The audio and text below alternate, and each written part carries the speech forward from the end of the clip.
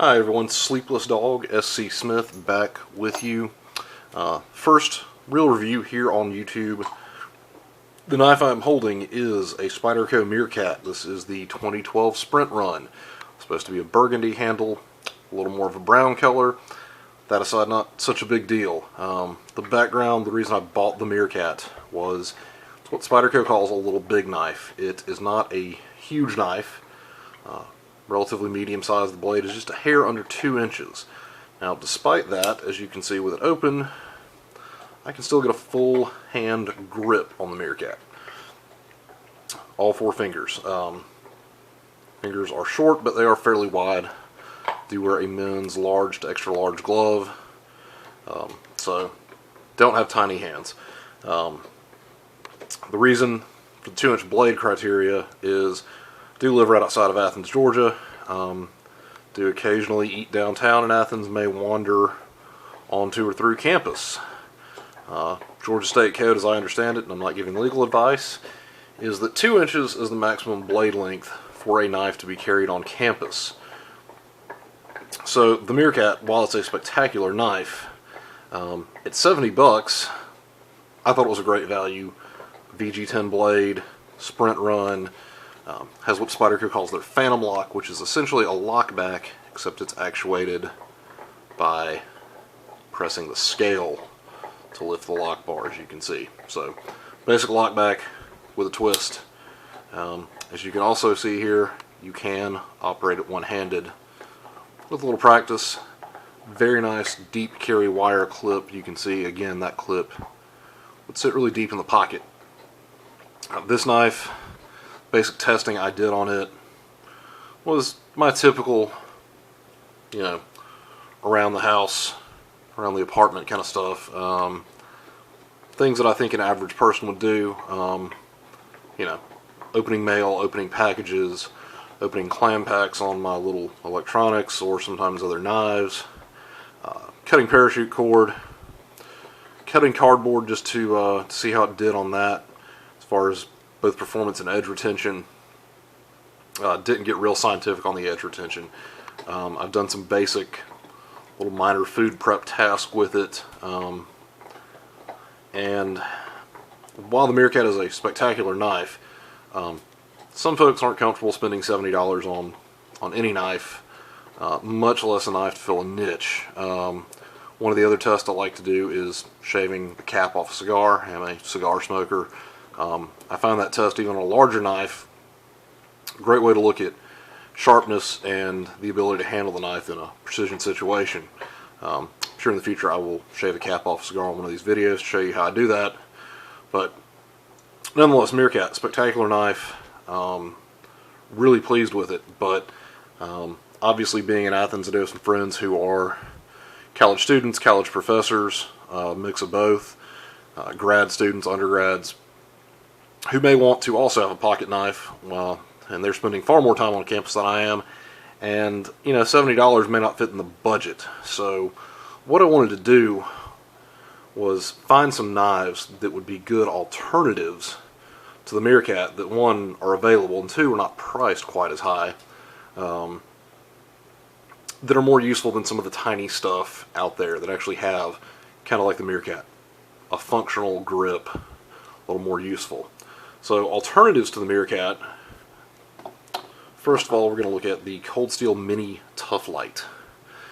This again, and so I understand the way Georgia Code is written, it says blade length, not edge length. So 2-inch blade, one hand opening, nice little pocket clip. On the Spyderco Meerkat, clip is reversible front or back for left or right hand carry.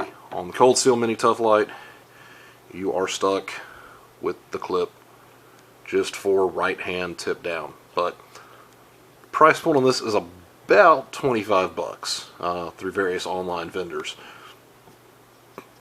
Nice easy one hand opening, as you see. Kind of like Spyderco has a finger coil here at the back of the blade. So again, I can get my entire hand on this knife comfortably. Thumb back, thumb forward, doesn't matter. Cold Steel does have some nice jimping here on the spine. Instead of being a full flat grind like Spyderco, This is a standard hollow grind. It is more of a Warncliffe shaped blade, where the cutting edge is flat and the spine of the blade slopes down to form the point. This knife cut, despite it being AUS 8 steel, between cold steel's heat treat and the edge geometry, it cut probably every bit as well as the Meerkat. Some things did better. Edge retention just behind the Meerkat, really close. And again, I didn't really do anything terribly hard. Had I done more cardboard and more abrasive test, obviously that slide edge from the Meerkat would start working its way out. But that's the Cold Steel Mini Tuff Lite. With that Warncliffe blade, with that nice sharp point, this guy absolutely attacked clam packages. Sailed right through them, which was great. My only minor criticisms of this knife, besides, first of all, pocket clip, only one orientation, just as it comes.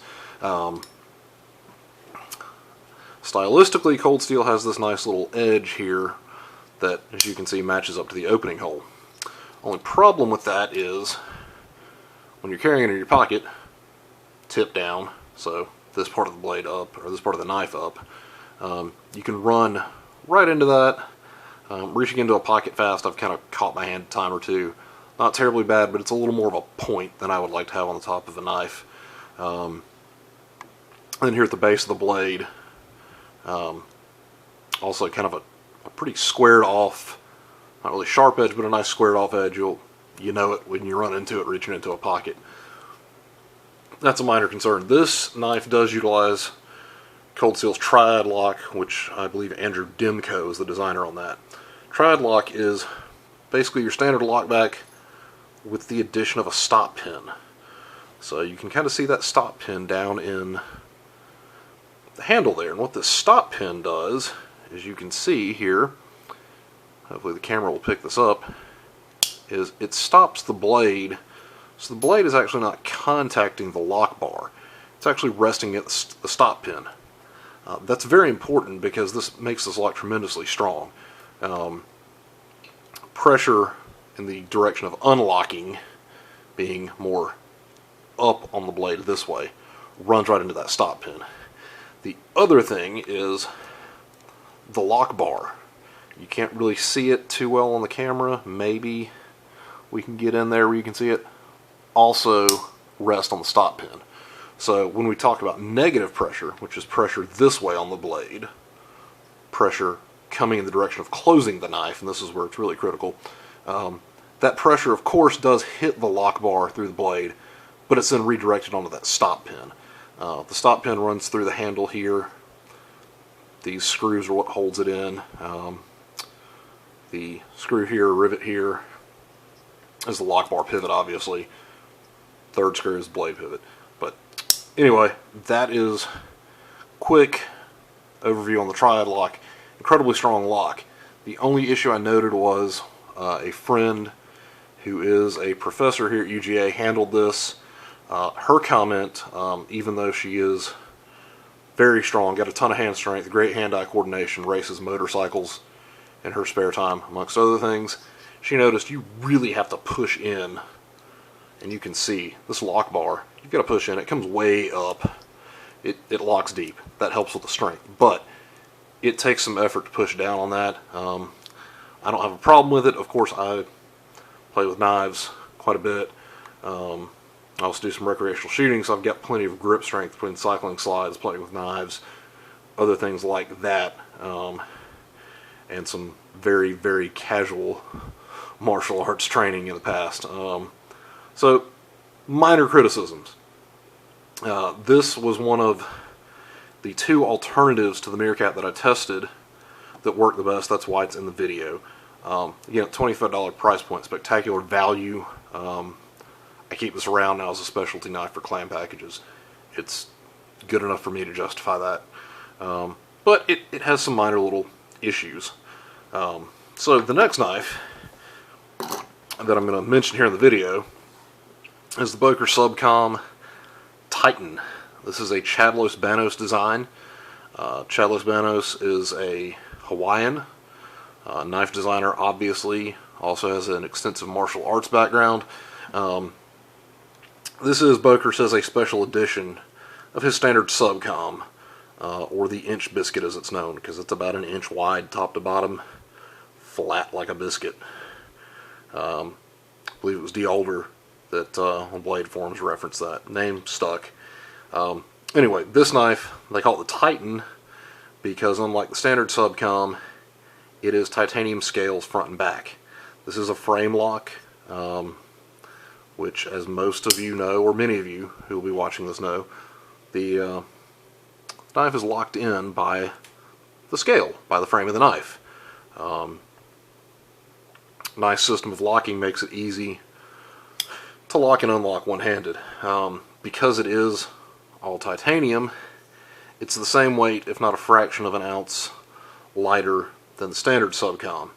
Standard Subcom is a steel back scale and a plastic front scale, kind of a faux G10. It's textured to look like G10. Rather than a thumb stud here on the blade, or a round metal thumb stud, it's more of a kind of a crescent mooned or half circle shaped plastic thumb stud. The blade on the standard Subcom is AUS 8. The blade on the Titan is 440C. These are made in China. This is Boker's Plus line. This is their made in Asia line, as opposed to the original Bokers that are still made in Germany, and the Boker Arbolitos that are made in Argentina. But this, to me, is one of the best values on any pocket knife out there right now.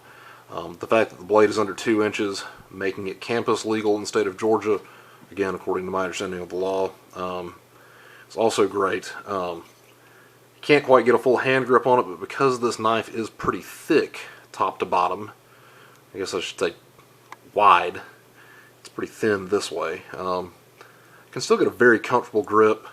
Again, nice jimping on the spine of the blade even further on, so I can grip thumb forward, I can grip thumb back. Because the jimping is 2 different textures, I've got a nice tactile reference of where the knife is. The finger coil, again, this is not really on the blade, so you're not taking away edge length, but nice place to put the finger. Jimping extends also on the base of the knife and on the bottom of the handle, so when you kind of curl the pinky under, nice grippy knife. You know, a 440C blade, titanium frame lock, and these run under $35 from retailers online. This guy also allows you, although you can't carry it as a lefty, you can reverse the clip for tip up or tip down carry. I find it more comfortable, easier to grip in a tip down orientation, that being with the clip way up at the top. It's not quite a deep carry pocket clip like the Spyderco Meerkat, but clip sits pretty far up on the top. Things I like better about this knife, even though that jimping is there, it's rounded off. There's a slight little bit of edge here, but that's also rounded. So as you're reaching into your pocket with this clipped in there to grab car keys, whatnot, you're not beating up your hand. So a little nicer materials than what's on the cold steel.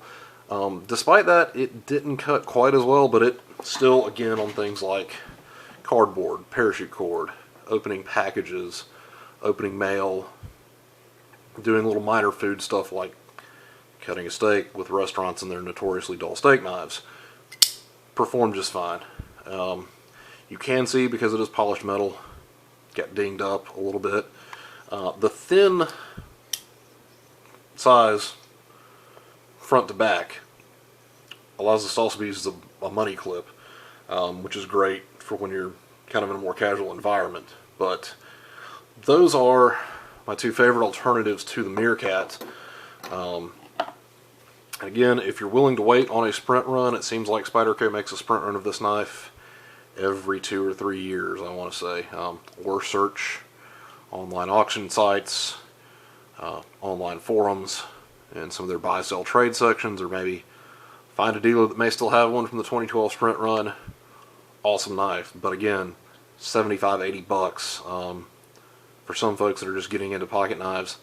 it's a lot to spend, much less on a niche knife. The other nice thing, even though the state of Georgia has this 2-inch blade restriction on college campuses, this could apply to urban areas. I know Chicago has one of the more restrictive blade lengths in the U.S. There are several other cities that have pretty restrictive blade lengths. There are probably other municipalities, jurisdictions, states that have restrictions on blade lengths on campuses. So I think it's useful to kind of look at some options that don't just necessarily apply to college campuses in the state of Georgia. These would also, I feel like, make great gentleman's folders, particularly the Subcom Titan with the nice polished out scales. Like I say, this was $34 or so online. About $10 less, the Cold Steel Mini Tuff Lite. Again, a spectacular knife, and if you open a lot of clam packs, if you have a job that involves that, for $25, it's a great small knife that won't really add any weight or take up much space. So that's the three that I like as small folders to handle that size requirement. I will soon do another video and talk about some fixed blade options, including a prototype of an upcoming knife from Spyderco. So check back in, and also check out shootingreviews.com, where there are some great articles by some other folks than myself. Thank you so much for taking the time to watch my video.